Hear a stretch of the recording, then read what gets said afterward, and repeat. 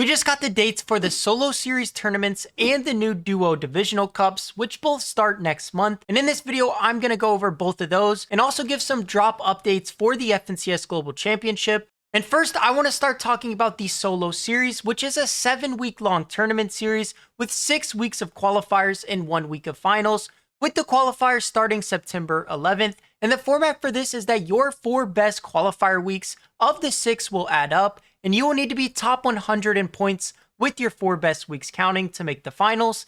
And in the finals, here's the prize pool for every region. On EU, we have 15k for first place. On NA Central, we have 10k for first place. On NA West and Brazil, we have 4k for first place. And then on all the other regions, we have 2500 for first place.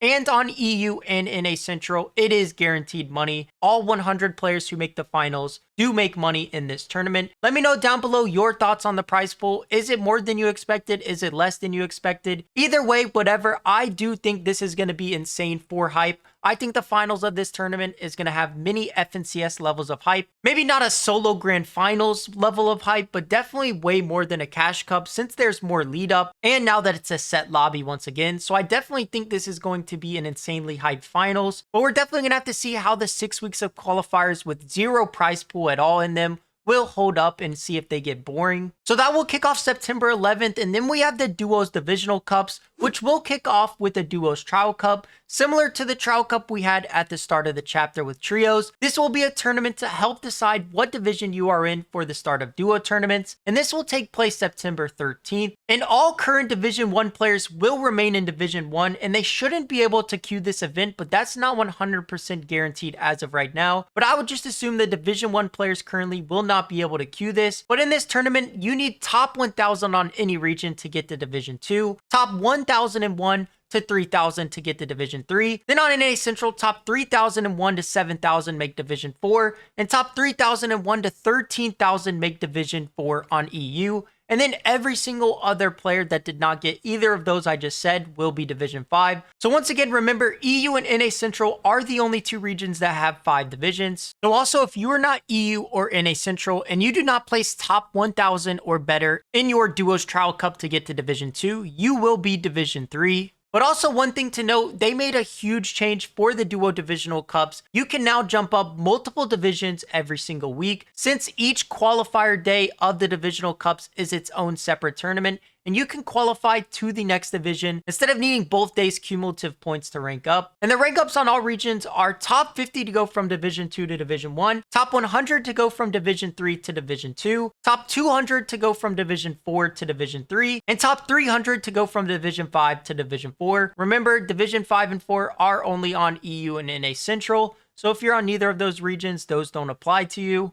And here's the Duo Divisional Cup prize pools, which is only for Division 1 finals, of course. We have $4,000 for first place on EU, $3,000 for first place on NA Central, $1,500 for NA West and Brazil's first place, and then $1,000 for all the other regions' first place. So overall, let me know your guys' thoughts on the Duo Divisional Cup and the Duo Trial Cup. And if you have any questions, make sure to comment them, and I will make sure to reply to them below if I have the answer. I think next month with the Duo Divisional Cups and the solo series, it's going to be really refreshing having 2 different tournaments to play that we haven't had all year, basically. A super stacked solo tournament that goes to a set lobby finals, and then Duo Cash Cups as well to end the season. I think that's going to be super cool, and I think that's going to be super refreshing as well. Now let's quickly go over the drop map updates for the FNCS Global Championship. We now have Clix, Yamzo, and Higgs uncontested. King has swapped his drop to now go contest the mid-map gas station split, which is also contested by Way, Scarpa, Gabzera, and Seti, Panzer, Yapko. So King leaves Clix and is now triple contested at this split. But I do think Seti is going to leave. Apparently the rumors are Seti will be going to Kappa Kappa,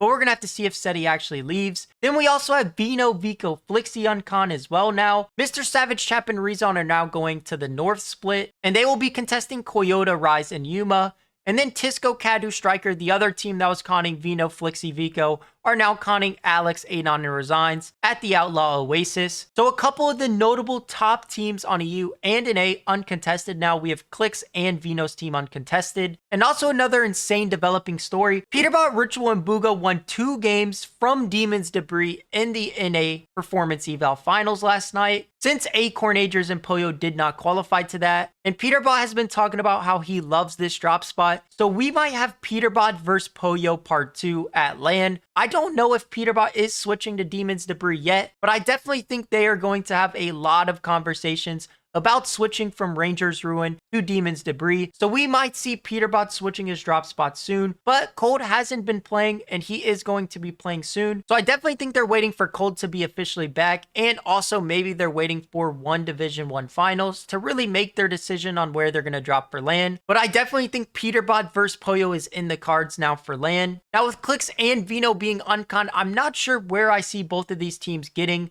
I definitely think Veno is a top 5, top 4, or even better level team. And Clix, I'm just really not seeing them being a top 5 team as of right now. I think Clix is more in the 7 to 8 range, which is what they just got in NA Grand Finals last season. And so far to start the season, I'm really just not seeing too much improvement from this trio as well. So I definitely think they're sitting around the 7 to 8 range for me as of right now. But if you guys want to see my first official early predictions for globals, which is a little bit outdated now, but it can kind of show you where my mind was at, go check out my latest video, which I will have in the end screen. Look at the first drop map I posted and also my first initial predictions. I'll have another official prediction video out soon, but I think I want to see if a couple other teams leave before I make more predictions. And also, if you want to guys stay updated on everything that's happening within Fortnite competitive, make sure you guys are subscribed to the channel and turn on notifications to never miss out on a video just like this. And if you want to see things like tournament schedules, the FNCS Global Championship drop map, or a lot more content and news, make sure you guys do join my Discord, which I will have in the description. But that's going to do it for me in this video, guys. Thank you all for watching, and I will see you next time.